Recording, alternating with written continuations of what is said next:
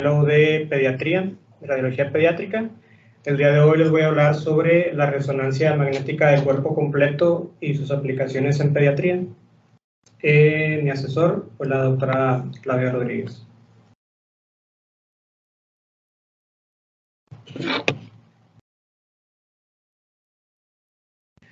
La manera en la que está distribuida esta plática es primero una pequeña introducción, los principios que abarcan las secuencias que se utiliza y cómo se adquiere el estudio, las aplicaciones clínicas que tiene este estudio de imagen, algunas consideraciones a tener en cuenta y las conclusiones. Bien, sabemos, o bueno, en los pacientes pediátricos hay muchas enfermedades que van a involucrar más de un sistema o más de una región del cuerpo. En estas enfermedades resulta conveniente hacer un estudio de imagen que nos permita evaluar todo el cuerpo. Hasta hace relativamente poco, la obtención de estudios de imagen estaba limitado solamente a la medicina nuclear. Sin embargo, los avances tecnológicos nos han permitido el desarrollo del concepto de una resonancia de cuerpo completo. Previamente, la resonancia se limitaba a una sola área en específico. Y a pesar de que esto no es algo nuevo, tiene ya más de 20 años quizás que se empezaron a hacer resonancias de cuerpo completo, recientemente es que se ha adquirido un interés o se han visto nuevas aplicaciones para este estudio de imagen. Obviamente es importante o cobra más relevancia en pediatría, ya que es un estudio que no va a utilizar radiación. ¿Por qué es importante esto? Aquí en esta tabla se muestra cuáles son las dosis de radiación de los diferentes estudios de imagen, en este caso el PET-CT, una tomografía tóraco-abdominal contrastada y una gamografía ósea. De las patologías que afectan múltiples sistemas, pues claramente tenemos las neoplásicas. En este tipo de pacientes, comúnmente, ya sea para diagnóstico o para dar un seguimiento, van a requerir múltiples estudios durante el curso de su enfermedad o del tratamiento. Entonces, la idea es intentar reducir o no utilizar radiación al momento de seguir esta evaluación de los pacientes. Este es un ejemplo. A la derecha tenemos una imagen, la que estoy señalando, la que está señalada con la letra A, A y B corresponden a una resonancia magnética de cuerpo completo. Obviamente está amplificada al sitio de interés, o ampliada, perdón, al sitio de interés, antes y después del tratamiento, y comparándose con un PET-CT, en el cual podemos ver, esta es una imagen en difusión con inversión del contraste y supresión de la grasa del cuerpo, en el que vemos que la identificación de las lesiones es bastante similar al PET-CT. En cuanto a los principios, generalmente se van a adquirir imágenes desde el vértex hasta los dedos de los pies. Aquí hay un poco de confusión, ya que como no existe un protocolo uniforme definido, debido a que las patologías son muy variables, varía de centro en centro, de la experiencia que se tiene, a veces se refieren a estudios como resonancia de cuerpo completo y en realidad solamente abarcan hacia el tercio superior de los muslos o no abarcan el cráneo. Lo que se recomienda es ser bastante específicos con la solicitud del estudio, y en el caso que se considere que no es necesario escanear todo el cuerpo o tomar imágenes de todo el cuerpo, referirse a él con una nomenclatura específica, no como resonancia del cuerpo completo. El movimiento secuencial que tiene la mesa de resonancia es lo que va a permitir obtener imágenes sin necesidad de estar reposicionando al paciente, lo que aumentaría el tiempo de adquisición. La forma o el protocolo más básico, habitual y el que está más estudiado es la obtención de imágenes en un plano coronal. La manera en la que se van a estar obteniendo es por estaciones, no es un barrido continuo, sino que primero, como está ejemplificado en la imagen, se toman imágenes de la región de la cabeza, del cuello, después del tórax, abdomen superior. Y el número de estaciones que van a ser necesarias va a depender de la altura del paciente y posteriormente, dependiendo del equipo, cada equipo va a tener un software específico que permite el postproceso fusionar las imágenes para que quede una imagen similar a esta, que pareciera que se hizo una sola adquisición o un solo barrido del paciente. Lo que hacemos aquí en nuestro centro es que se coloca a nivel de cabeza y de cuello una antena específica vascular. A nivel de tórax y abdomen se coloca otra antena que es de abdomen para lograr una mejor resolución, y las extremidades inferiores, esas sí pueden ser adquiridas las imágenes solamente con la antena que tiene la mesa. Las secuencias que se utilizan, o las más frecuentes, la principal va a ser el STIR. Esta secuencia es la más usada, se realiza universalmente en todos los centros como parte del protocolo de resonancia de cuerpo completo. Es una secuencia de inversión-recuperación de tiempo corto, está potenciada en T1 y T2 y tiene saturación grasa. La ventaja que tiene esta secuencia es que, como la mayoría de los tejidos que van a ser patológicos son ricos en protones, van a tener un tiempo de relajación prolongado. ¿Esto qué significa? Que va a haber un aumento de la intensidad de señal de las imágenes de estos tejidos cuando se obtienen en STIR. Sin embargo, no va a ser tan útil para identificar metástasis osteoblásticas. En este caso, son imágenes de un paciente con diagnóstico de linfoma.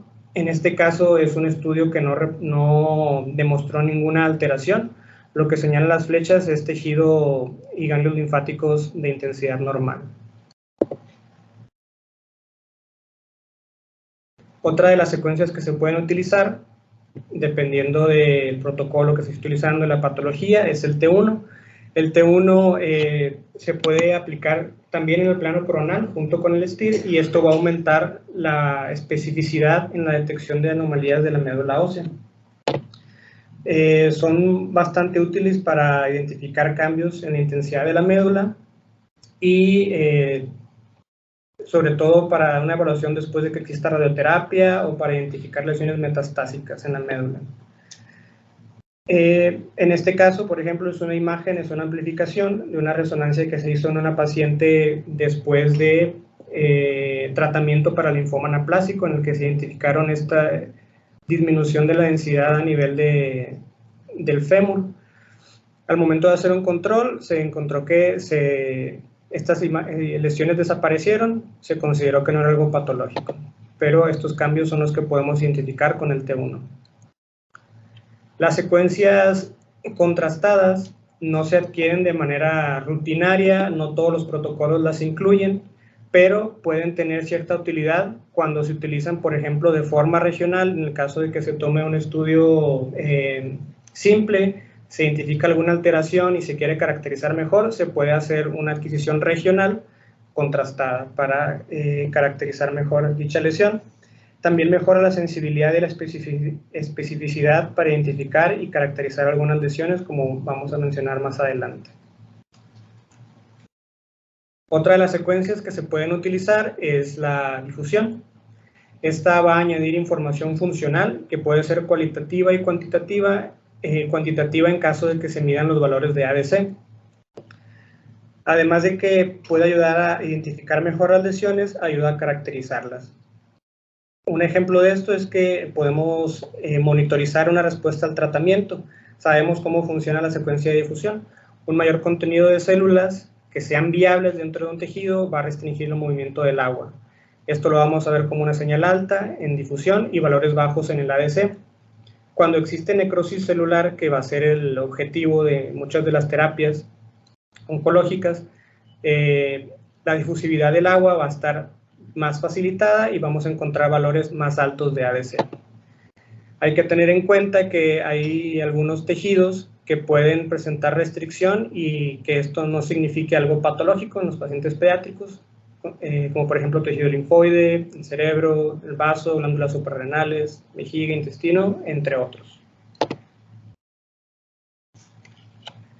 Dentro de las aplicaciones clínicas se dividen, o la mayoría de la literatura consultada la divide en lo oncológico, que es como inició aplicarse este estudio de imagen, y las aplicaciones no oncológicas que recientemente pues, han ido en aumento. Dentro de las oncológicas tenemos el linfoma, los tumores sólidos, la evaluación de pacientes que tengan síndromes que predisponen a cáncer, la neurofibromatosis, histocitosis de células de Langerhans. Y en lo no oncológico tenemos enfermedades reumatológicas, infecciosas, miopatías, malformaciones vasculares, y también se ha estado utilizando como valoración post-mortem. La indicación clásica, o una de las más frecuentes, es en los pacientes con linfoma. Esta representa la tercera neoplasia maligna más común en los niños, solamente detrás de la leucemia y los tumores cerebrales. En esta patología, pues es bastante importante tener un estadiaje adecuado para poder dar un manejo adecuado. Para este propósito, definitivamente la tomografía sigue siendo la modalidad de imagen más utilizada y más indicada. También se puede utilizar el PET-CT para una adecuada estadificación y evaluar la respuesta al tratamiento. Como ya vimos, pues la dosis de radiación es algo considerable y son pacientes que van a estar llevando varios estudios durante su seguimiento. Entonces, una de las alternativas que se ha propuesto es la resonancia de cuerpo completo.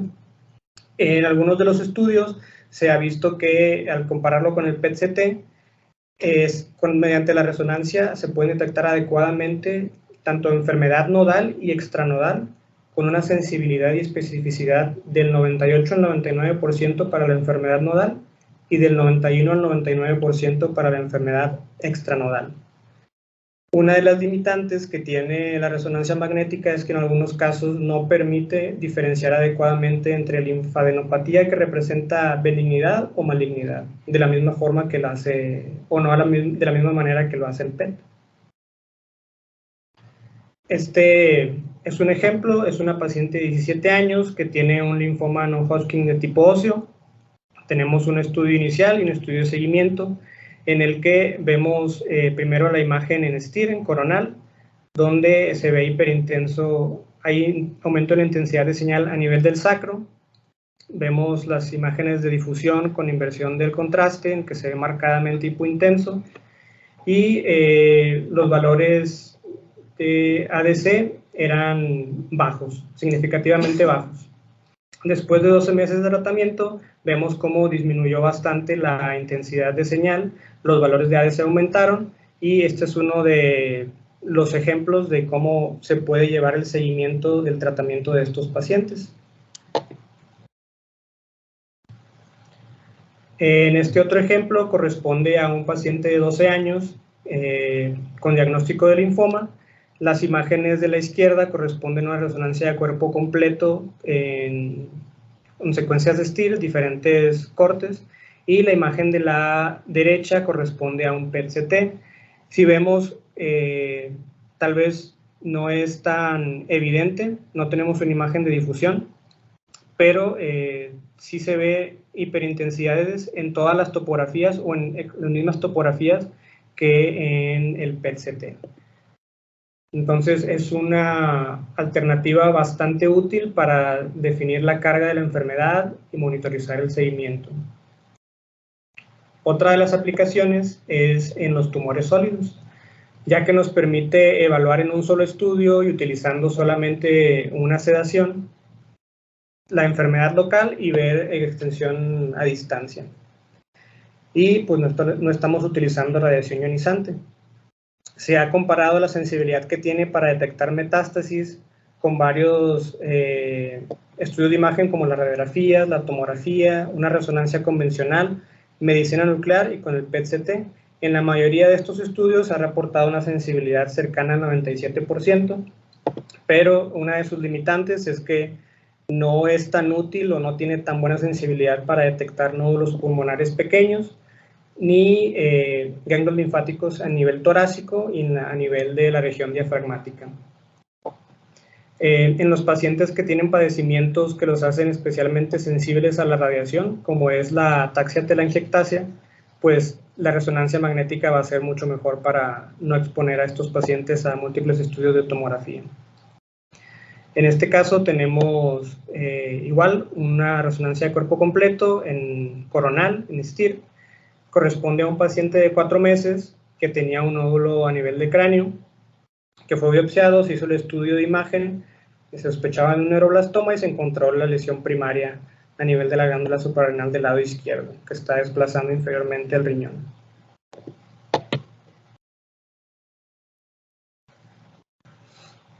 Este es otro ejemplo de otro paciente, en este caso es un masculino de 19 años, en el que se hizo el estudio por sospecha de un neuroblastoma, se identifica la lesión primaria, aquí no se alcanza a distinguir muy bien el asterisco, pero lo estoy aquí señalando, se ve aquí un puntito blanco, que corresponde a la lesión primaria, y estas hiperintensidades que vemos en STIR corresponden a lesiones metastásicas a nivel del fémur, a nivel del húmero, y también a nivel de cráneo y de la columna vertebral.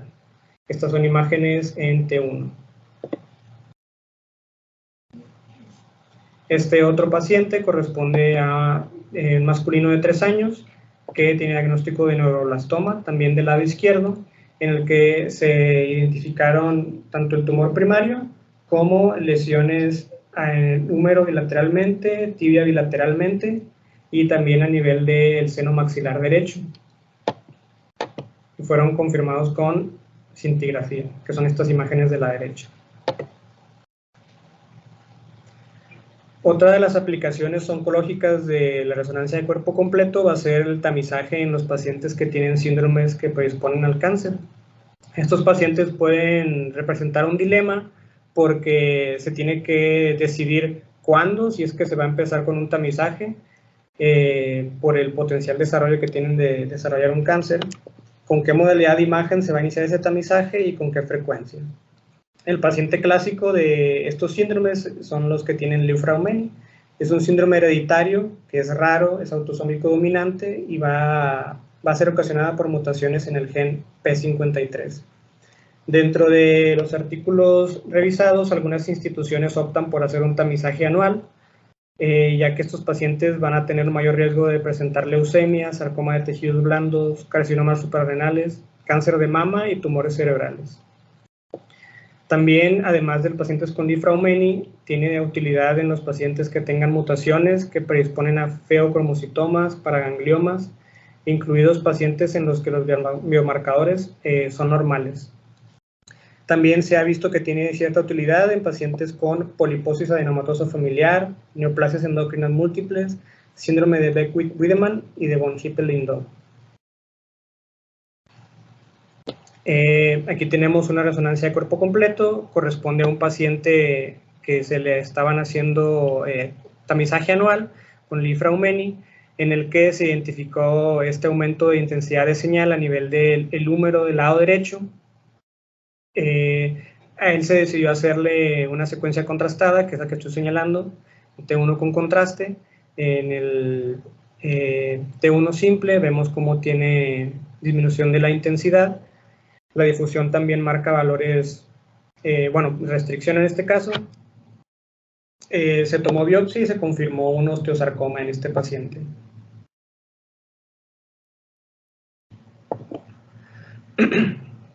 Otro tipo de pacientes que se pueden beneficiar de tamizaje con resonancia magnética son los pacientes con neurofibromatosis. Esta va a ser la más común de las facomatosis. La evaluación por imagen pues tiene como objetivo monitorizar dos tipos de neurofibromas, los solitarios y los plexiformes. Sabemos que hasta el 40% de los plexiformes van a ser internos y completamente asintomáticos, pero estos pacientes tienen un riesgo aumentado de que estos neurofibromas tengan una degeneración maligna hacia tumores de la vaina del nervio periférico.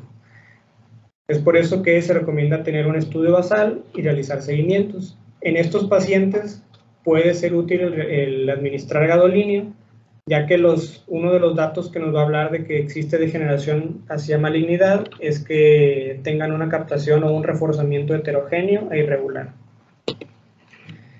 En este caso tenemos una resonancia de cuerpo completo de un paciente, bueno, ya no es tan pediátrico, tiene 20 años, pero es para ejemplificar los neurofibromas. Tenía uno a nivel de la pelvis del lado izquierdo y a nivel del vértice del pulmón del lado derecho. Este es el mismo paciente, pero en cortes o en adquisiciones en axial, en el que se identifican un poco mejor las lesiones. Existía algo de duda si tenían degeneración maligna, existía la sospecha porque tenían un reforzamiento heterogéneo. Se realizó una tomografía, un PET-CT, que demostró actividad metabólica y fue caracterizado como una degeneración maligna y caracterizados como tumores de la vaina del nervio periférico.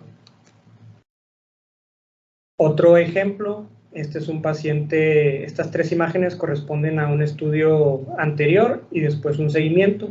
Es un masculino de 14 años que tiene un neurofibroma plexiforme bastante aparatoso en la extremidad inferior derecha. Entre ambos estudios tuvo una degeneración maligna, se realizó una amputación del miembro inferior derecho y al momento de hacer el seguimiento se identificó una nueva lesión a nivel de retroperitoneo, que al momento de hacer correlación histopatológica también tenía degeneración maligna. Otra de las aplicaciones o otro de los padecimientos en los que puede ser útil es con la histiocytosis de células de Langerhans. Esta es una enfermedad que va a resultar de proliferación clonal de células dendríticas en el tejido de casi cualquier sistema. La forma en la que habitualmente se clasifica esta enfermedad es de acuerdo a qué sistemas están afectados y al número de focos dentro de cada sistema. Puede ser unifocal y se le conoce como granuloma eosinofílico, o puede ser multifocal unisistema, multifocal multisistema, y también tiene una presentación que es pulmonar, que se va a asociar al tabaquismo. Debido a que tiene esta naturaleza multifocal, es que se puede realizar la resonancia magnética para hacer una evaluación más completa. En este caso es una resonancia de cuerpo completo en el que se hizo una adquisición en coronal, pero también imágenes en axial. Es un paciente de 2 años con diagnóstico de histiocytosis de células de Langerhans y vemos que tiene unos focos de señal anormal a nivel del tórax, en la cabeza del húmero, en la escápula del lado izquierdo, también a nivel de ambos fémur y en los cuerpos vertebrales de la columna dorsal, así como una vértebra plana que corresponde a T12, y esto pues, nos habla de la extensión que tiene la enfermedad en este paciente.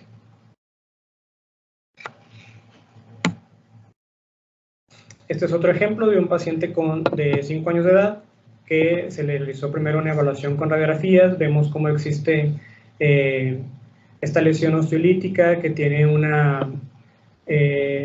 está en la metáfisis, tiene una reacción perióstica lamelar, y al momento de hacer la resonancia magnética de cuerpo completo no se identifican lesiones adicionales, solamente la lesión a nivel del radio proximal, que se ve hiperintensa en el STIR, así como los tejidos blandos, y se ve hipointensa o isointensa el músculo en la secuencia de T1. Eso es en cuanto a las aplicaciones oncológicas, pero también tenemos utilidad en padecimientos no oncológicos. Uno de ellos va a ser las enfermedades reumatológicas, como por ejemplo las artritis relacionadas con entesitis. Esta es una artritis de particular interés en niños y adolescentes. Es una espondiloartritis que es HLA-B27 positiva. Va a afectar predominantemente las articulaciones periféricas y las entesis, como su nombre lo indica, y comprende hasta el 20% de las artritis idiopáticas juveniles. Va a afectar más frecuentemente a los pacientes masculinos, con una edad media de 11 años al momento del diagnóstico, y va a afectar primero las extremidades inferiores, después de cierto tiempo puede también afectar las articulaciones sacroiliacas y la columna. Los hallazgos característicos de esta patología que vamos a encontrar en la resonancia van a ser edema óseo hiperintenso en las secuencias ponderadas en T2, edema y aumento de volumen de los tejidos blandos que van a estar rodeando la entesis, también puede haber sinovitis, y frecuentemente en las extremidades inferiores lo vamos a encontrar en el polo inferior de la rótula, en la tuberosidad isquiática, el trocánter mayor y la inserción de la fascia plantar.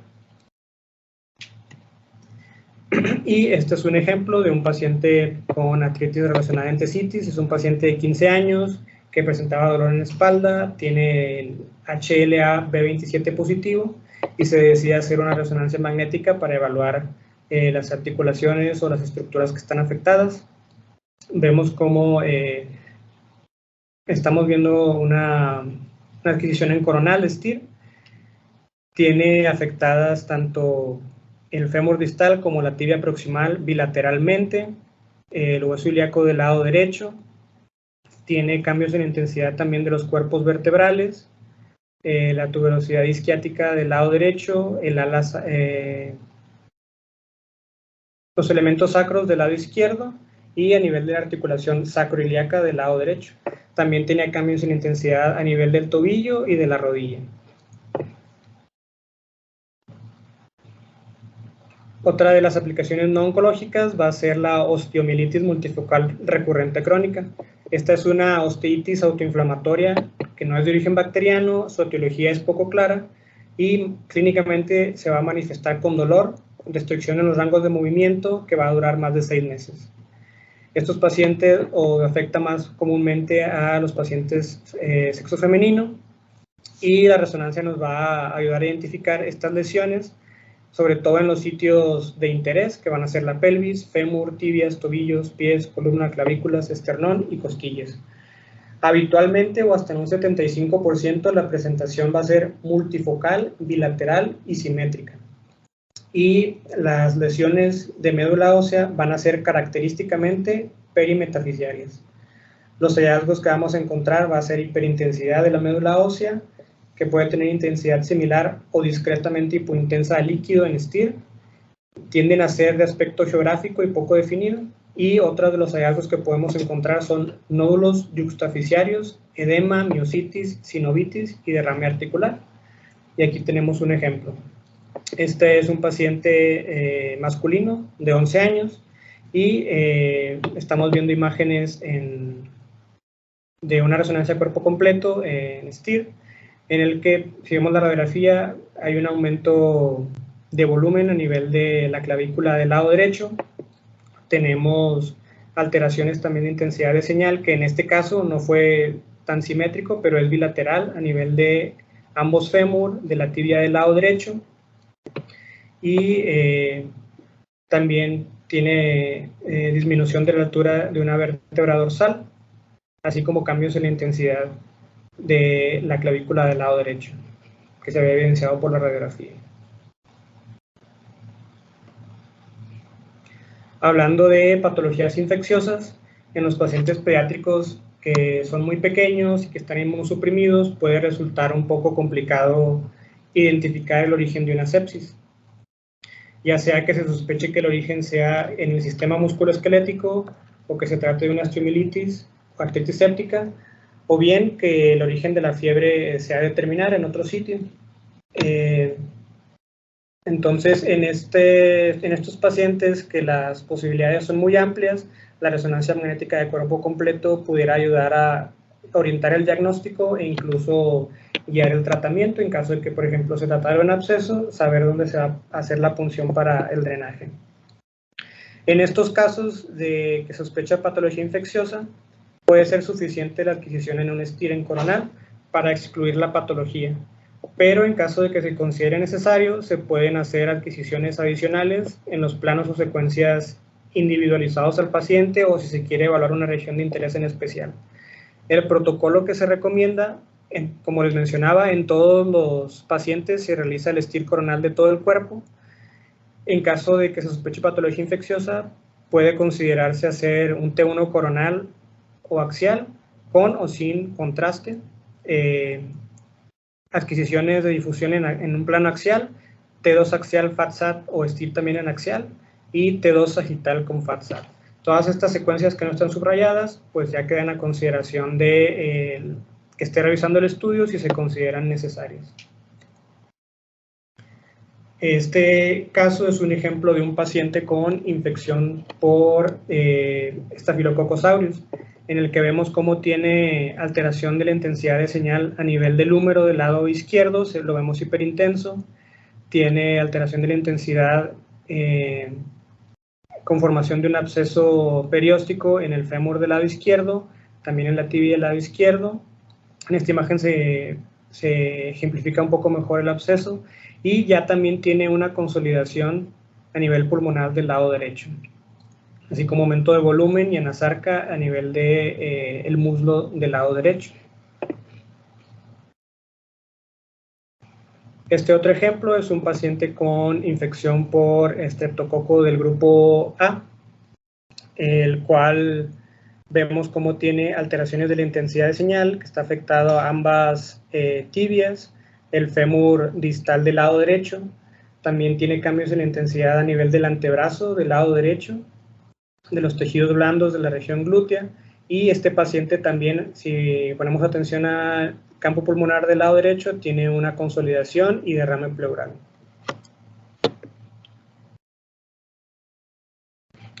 Este otro caso corresponde a una paciente de 7 meses con una fiebre de origen a determinar, en la cual se realizó solamente una radiografía a su ingreso, la cual no reportó alteraciones.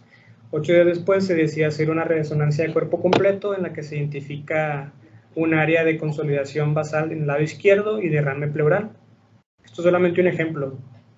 Claro que si tal vez le hubieran repetido la radiografía hubiera sido pues más evidente o se hubiera identificado la patología. No tiene que hacerse una resonancia, pero es un ejemplo de los hallazgos que podemos encontrar.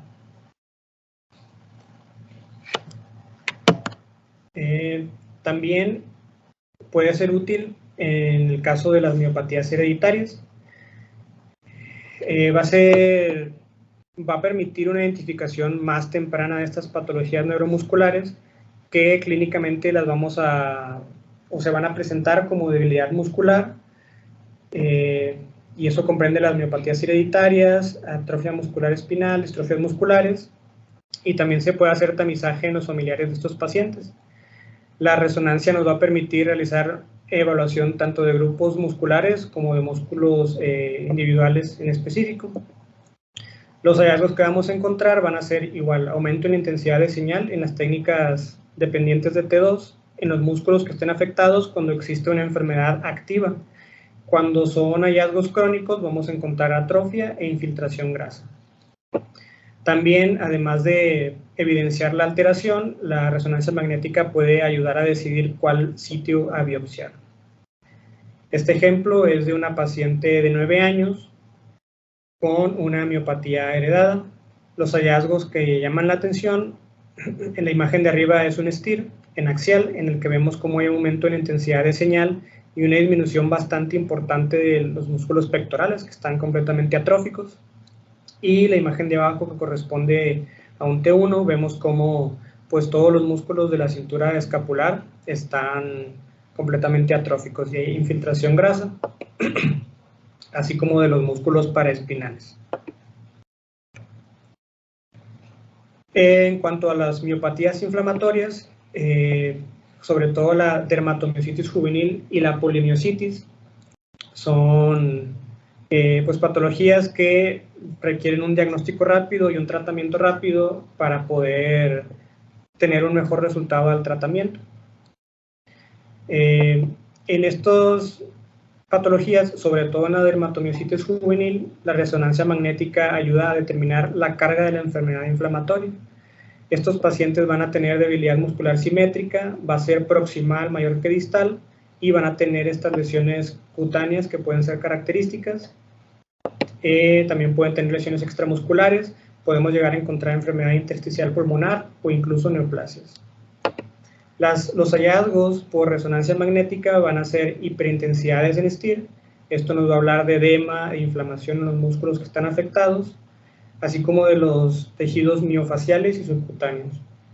Mientras que si hacemos un T1 vamos a encontrar depósitos de grasa intramuscular, que va a ser muy similar en la polimiositis y en la dermatomiositis juvenil. Un hallazgo que puede marcar diferencia es que los tejidos subcutáneos generalmente se afectan más en la dermatomiositis juvenil.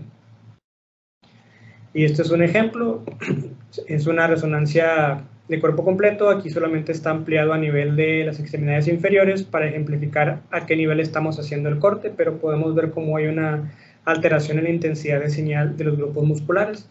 Después tenemos un acercamiento solamente de la extremidad inferior del lado izquierdo. Si vemos el T1, lo que marca, lo que se señala con el marcador, no hay una alteración franca de la señal de los grupos musculares, pero al momento de revisar el STIR vemos que de predominio en los grupos anteriores hay un aumento en la intensidad de señal. Este es un paciente que se hizo el diagnóstico de dermatomiositis juvenil.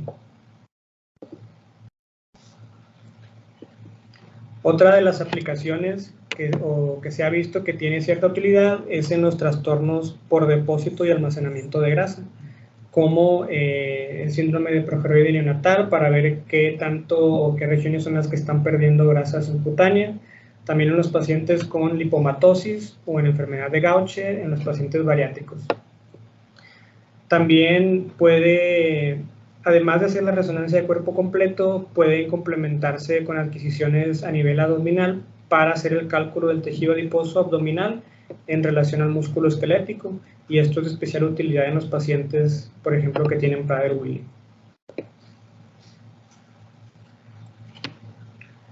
Otra de las aplicaciones no oncológicas es para la evaluación de la osteonecrosis. Más comúnmente, o en este tipo de pacientes, la vamos a encontrar como un efecto adverso de la quimioterapia a dosis altas, o también cuando se utiliza la cortisona. Generalmente lo vamos a ver más en los huesos largos o que cargan un peso mayor de las extremidades inferiores. Hasta el 50% pueden ser asintomáticas, y es por eso que está indicado hacer una valoración con estudio de imagen de todo el cuerpo para valorar la severidad de esta necrosis. Una de las complicaciones que tienen estas lesiones cuando son yuxtaarticulares y son de gran tamaño es que pueden ocasionar artrosis de la articulación adyacente. Es por eso que es importante identificarla e iniciar un tratamiento temprano. Las técnicas, o bueno, la secuencia que más nos va a ayudar es el STIR o las técnicas ponderadas en T2. Y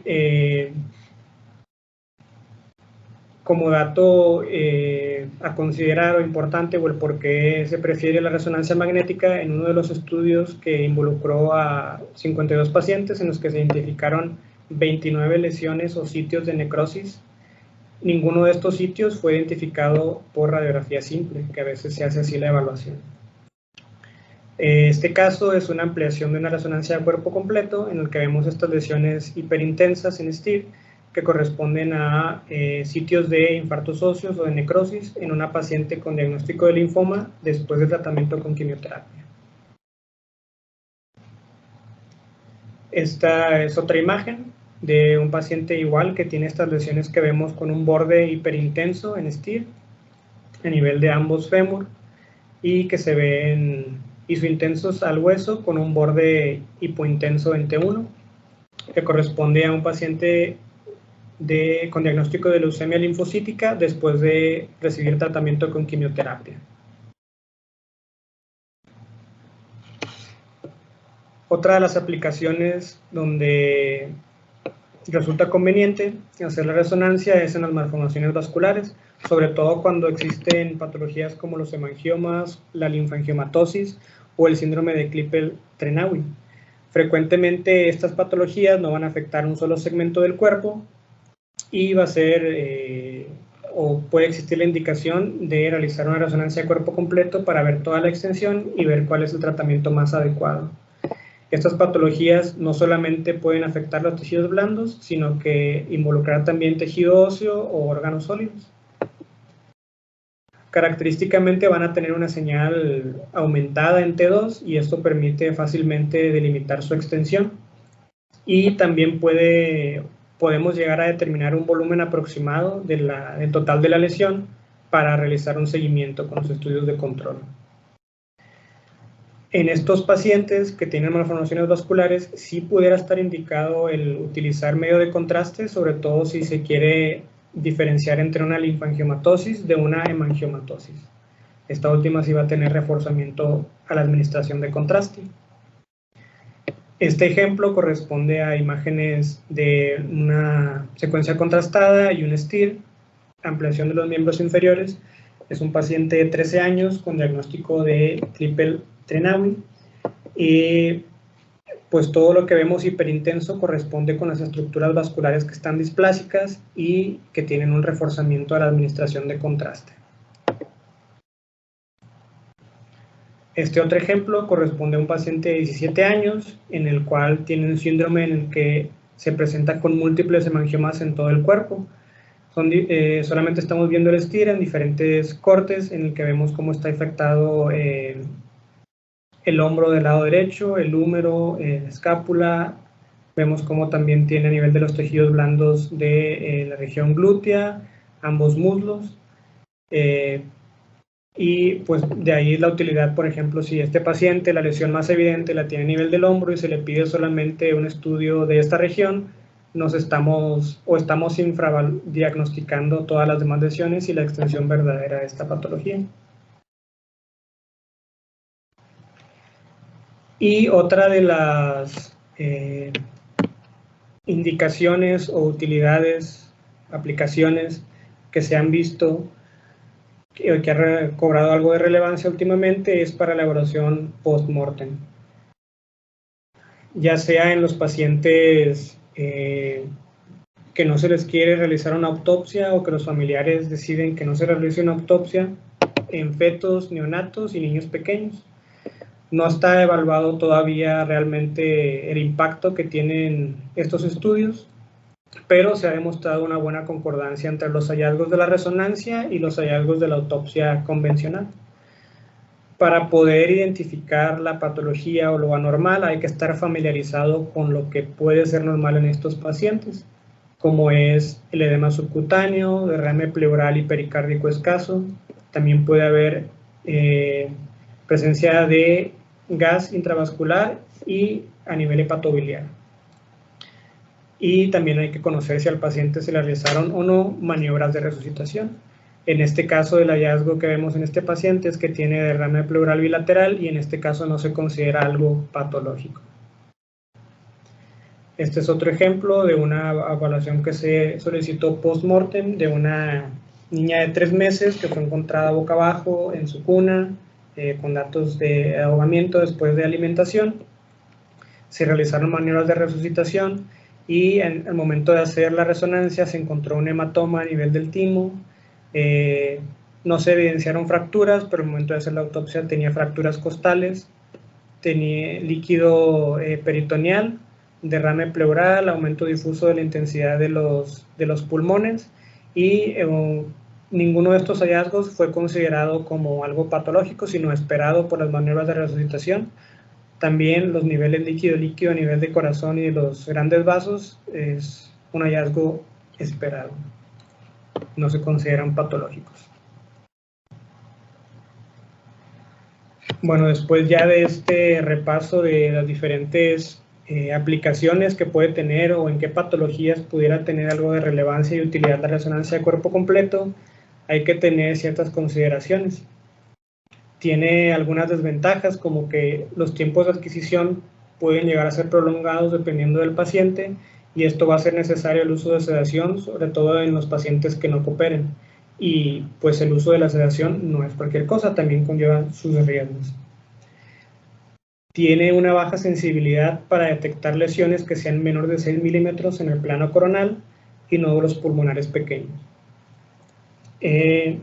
No existen protocolos de imagen estandarizados, en gran parte debido al gran abanico de patologías que se pueden evaluar, a los diferentes equipos de resonancia, a los diferentes centros de imagen que lo realizan y el tipo de pacientes que reciben.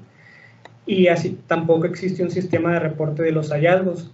Esto puede llevar a que no se evalúen ciertas regiones o que se infradiagnostiquen algunas patologías. Una de las recomendaciones que se hace o que se busca es que, si bien no todas las secuencias sean estandarizadas, al menos definir cosas como el grosor de corte. Y a grandes rasgos, al día de hoy no existen estudios que documenten realmente cuál es el efecto que tiene sobre la morbilidad y la mortalidad de estos pacientes. Se hace porque se considera una alternativa bastante buena que no utiliza la radiación, pero hacen falta bastantes estudios para realmente saber qué tan útil está siendo la resonancia de cuerpo completo. Una de las debilidades que tiene es que la mayoría de los estudios no especifican los parámetros que usaron, ni el equipo, ni cuántas las secuencias que utilizaron, entonces la reproducibilidad de estos estudios es difícil. A manera de conclusión, este estudio resulta bastante ideal o adecuado para los pacientes pediátricos porque no utiliza radiación. El rol para la evaluación de patologías oncológicas y no oncológicas sigue en expansión definitivamente, y hay que tener en cuenta que incluso si solamente hacemos una adquisición en coronal en STIR, que es el protocolo más básico, puede ser suficiente para encontrar hallazgos que modifiquen el tratamiento de los pacientes o que excluyan alguna patología. Y eso sería todo.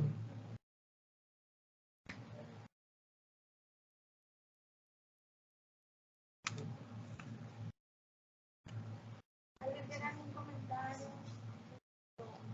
¿Estudio alguna duda?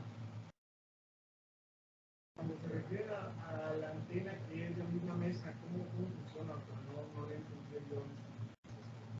Sí, en este tipo de estudios no es, por ejemplo, como cuando haces una resonancia de cardio o una de cerebro que tienes tu antena específica para el área. Si vemos, la imagen incluso sale un poquito diferente, como que se pierde cuando haces el cuerpo completo, un poco a lo mejor la resolución, debido al que abarcamos todo el cuerpo.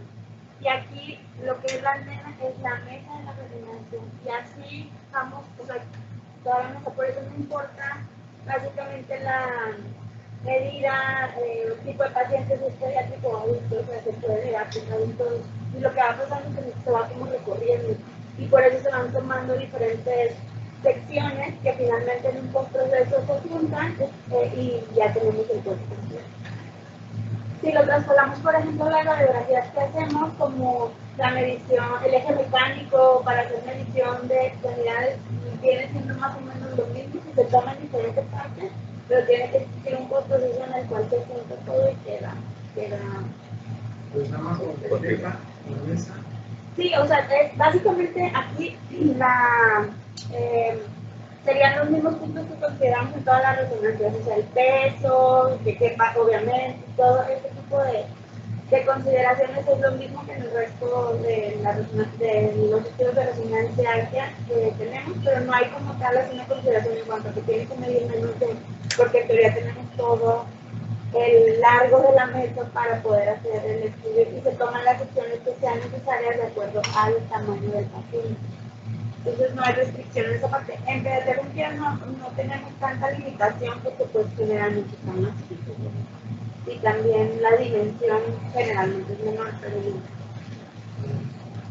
Ayer que le pregunté a David sobre eso, me dijo que aquí nosotros sí utilizamos antena para la parte de cráneo, tórax y abdomen, porque la mesa se pierde mucha señal en esas partes del cuerpo. Las extremidades inferiores sí se pueden hacer sin antena. También depende como de la dimensión, ¿no? Pero entonces esta clase para abordar como de manera general la utilidad de este tipo de estudios, tal vez para que sea que se difunda un poco más su utilidad, como qué patologías se pueden evaluar y pues hacer más, porque lo solicitan y que ustedes también estén enterados, sepan que este tipo de estudios, cuáles son los requisitos, qué se puede hacer aquí, para cuando venga algún paciente solicitando alguna. También otra cosa es que los estudios de control, sobre todo en pacientes oncológicos, se hacen, bueno, yo he leído más sobre difusión, entonces son secuencias rápidas en un paciente que se le está haciendo un control, o sea, ya requieres a lo mejor todo el estudio completo, entonces decide con difusiones, que tarda a lo mejor 20, 30 minutos y no tiene que dejar al paciente ahí 1 hora. Y aunque sea del cuerpo completo, pues no se va a tardar más de este tiempo. O sea, Sí, en teoría este estudio sale en media hora. Sí, 35, 45 minutos. Obviamente hablando solamente de la adquisición, sin contar si requiere sedación y todo lo demás, pero la pura adquisición alrededor de media hora, 40 minutos. Y que por lo general son pacientes que ya van a tener un estudio, o ya van a venir por lo menos con el diagnóstico. O sea, prácticamente es como un seguimiento como una alternativa para no hacer tecnología. ¿Ibas a decir algo, Florencia? Sí, me llamó mucho la atención de la aplicación del postmortem. La resonancia podría sustituir a la autopsia y darnos información de la causa. Pues por el momento no, incluso aquí se mencionaba, solamente 2 de los artículos lo mencionaban, y venía que tiene una buena, los hallazgos sí son muy similares, pero no se ha demostrado qué impacto realmente es el que tiene. Y pues va más orientado, por ejemplo, a que son pacientes pediátricos, hay familias que son tal vez un poquito más conservadoras y lo prefieren a una autopsia convencional. Ajá, que a veces no hay la oportunidad de hacer una autopsia convencional y a lo mejor los hallazgos que se encuentren pueden ayudar, por ejemplo, en el contexto de bebés con malformación o con un síndrome, para dar consejería a los papás, de ver cuál sería la probabilidad que a lo mejor se inicie infertilidad tal o cual cosa. Entonces, es una alternativa más no sustituir.